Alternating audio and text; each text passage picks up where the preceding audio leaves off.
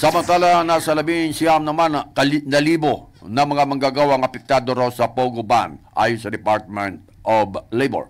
Kinumpirma po ito ng DOLE, NCR Assistant Regional Director Jude Thomas Travilla, na nasa 19,000 na mga manggagawang empleyado ng Philippine Offshore Gaming Operators sa Metro Manila ang apektado ng total ban ng gobyerno sa operasyon ng Pogo. Ayon kay Travilla, aabot umano sa kabuuang 19,341 Filipino employees ang nagtatrabaho sa 48 internet gaming licenses na sa Metro Manila ang di umano'y apektado. Anya na kabilang na ang mga employed sa ilalim ng administrative task, including liaison, marketing, finance, IT, housekeeping, drivers, at maging security guards.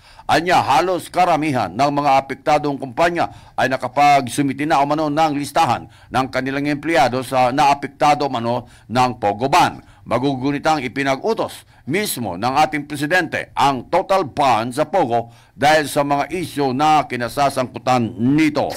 MH Balita ng Bansa.